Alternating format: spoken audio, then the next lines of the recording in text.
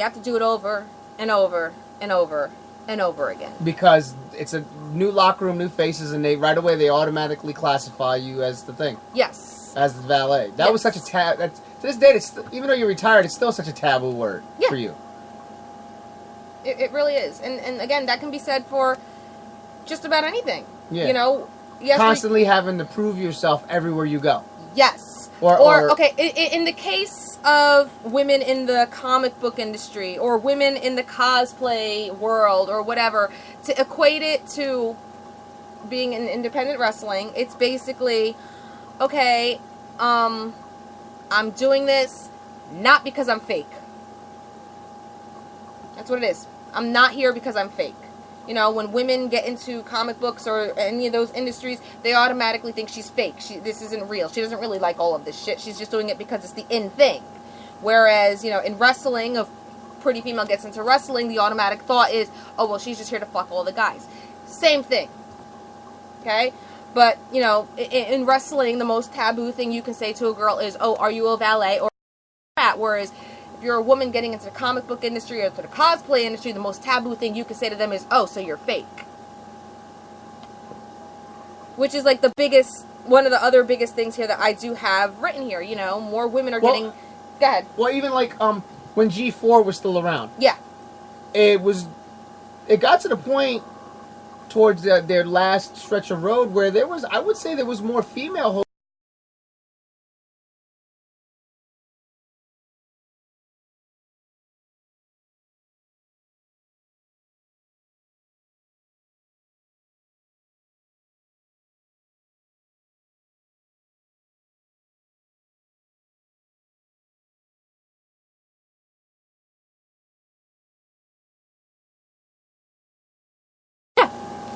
Like that, and they prove themselves time and time and again on their show that they were those things. Like Sarah Underwood, everybody just sees, oh, Playboy and everything like that, but like she's actually, you know, yes, does she sexy it up? And yes, but she's actually into that shit. She really is.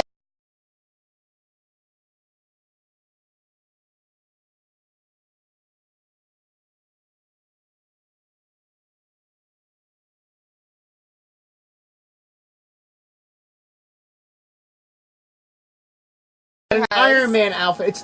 She bases it because she's actually a fan. Yeah. She's into that shit. She actually likes that stuff. Yeah.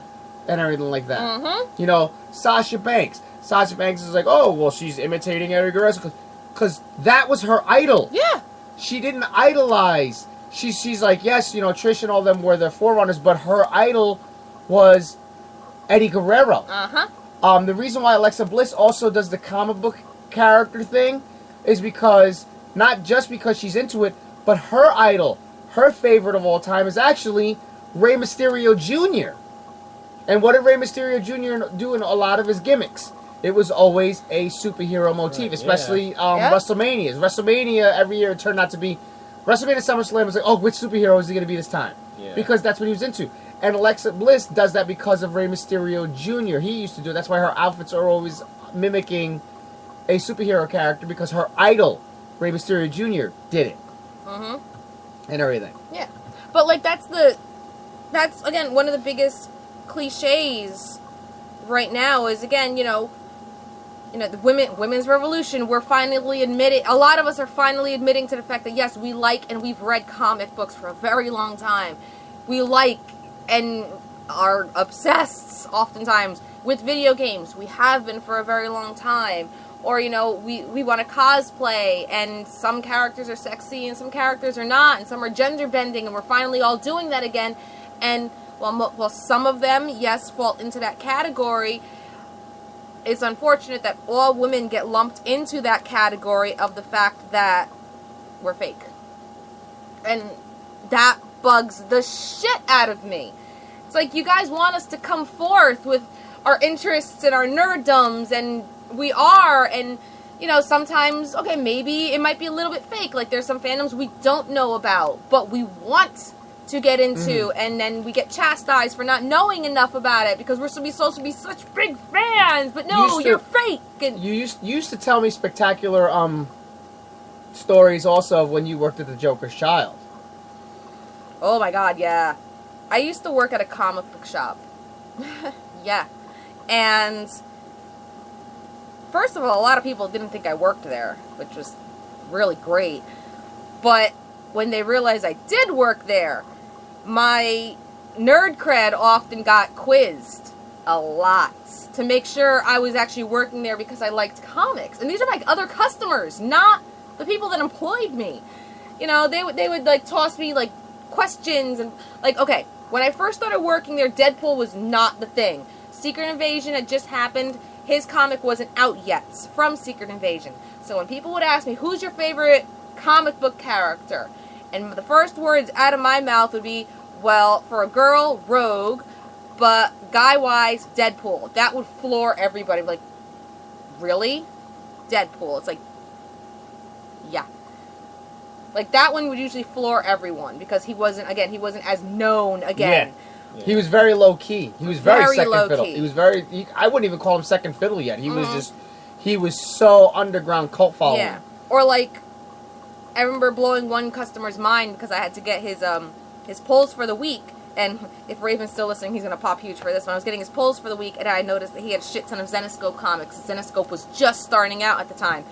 And I remember going, oh my god, you read these. I really want to get into them. How are they? Because I love the covers. And the covers are very cheesecakey. You know, they had the booby girls, and I just saw it as fantastic artwork. Yeah. And he's like, really? You want with these covers? I'm like, they're just fucking covers. Like, really? The other thing is, apparently, I'm not going to say the person's name because we actually are friends with him now, but one guy that was a customer was asking me about Comic-Con coming up and if I was going to go to cosplaying, what was I going to cosplay as. I'm like, oh, I'm going as Dazzler, my brother's going as this, and my husband's going as Iron Fist. He's like, oh, okay, cool, you have a husband. I'm like, yeah.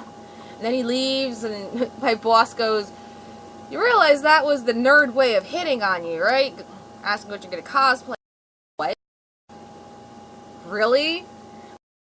Working as Childs just before the boom. This was literally just before the boom. Watchmen was just coming out, leading into Iron Man and Hulk. Just before the boom came out was when I was working at the Joker's Childs. And holy shit. I just couldn't believe how much of a taboo thing it was. Okay, there's this girl, quite attractive, working at a comic book shop, and she knows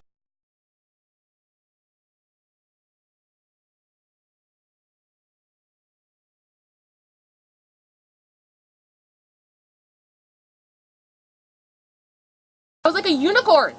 Like, these things exist? Luckily, I wasn't called fake, even though they thought I was. But again, that's just before the big boom happens. Yeah. Where do you feel you had to justify yourself more? In comic books or in wrestling?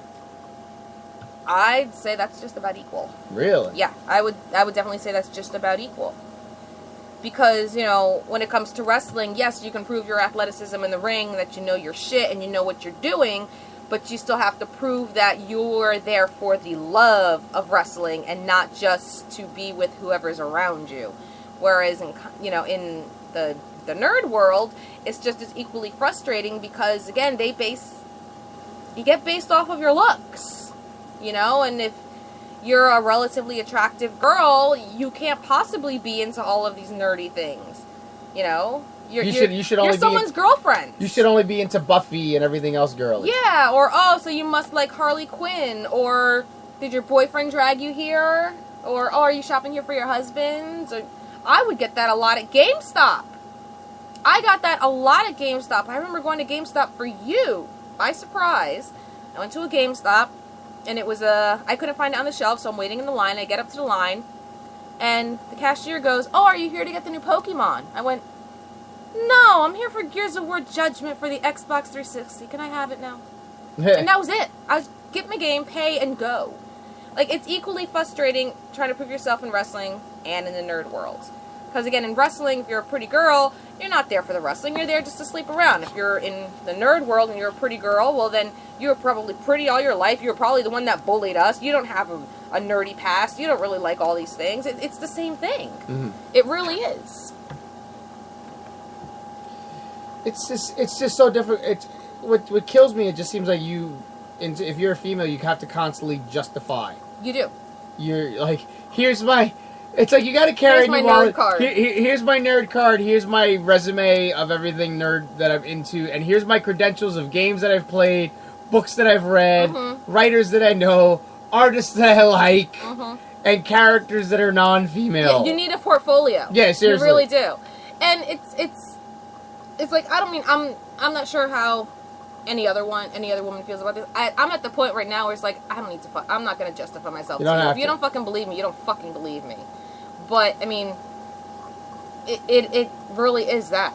I mean, even sometimes when we go to Midtown Comics, you've seen, it's like, yes, there's this big revolution, women read comics, but you still get that side glance. Yeah. From, you know, some of the employees or some of the people that are there browsing. And not all of them, but occasionally even the female employees, like, side glance you, like, oh, she's fake. Yeah. And it's like, really? We got to get catty like this? Yeah. You think you're the only one? Yeah. You're not the only one. Yeah. It happens frequently.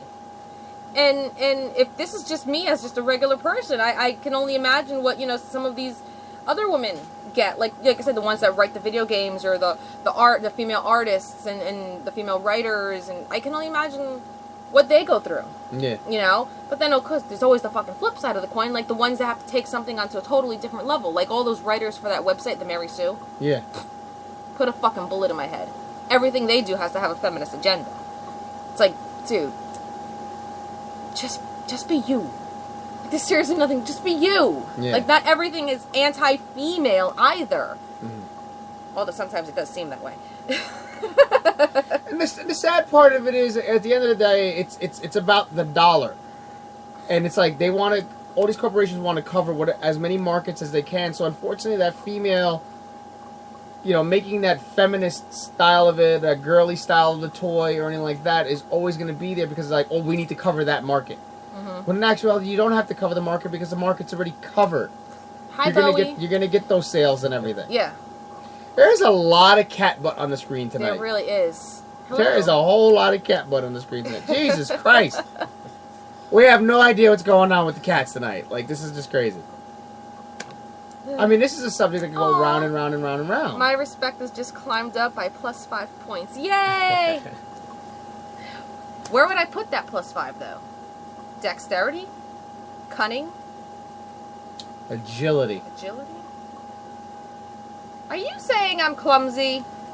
He is, because I am.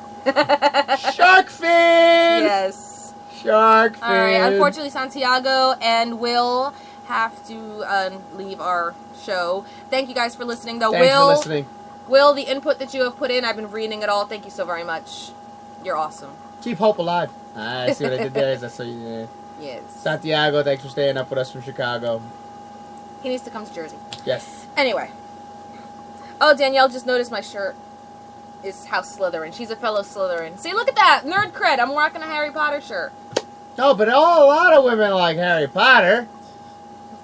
Actually, believe it or not, that is like one of the biggest stereotypes.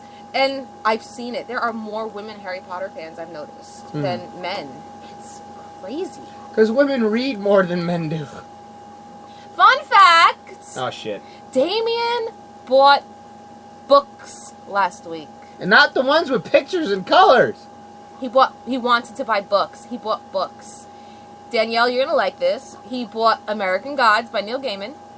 And I coaxed him into getting Neverwhere by Neil Gaiman. Which I have already been reading this week. Yes. I'm maturing. My husband's maturing. At 41, I'm finally growing up. Yes. Oh, dear. Still looking for adult-size underoos. We'll find them. We will find them.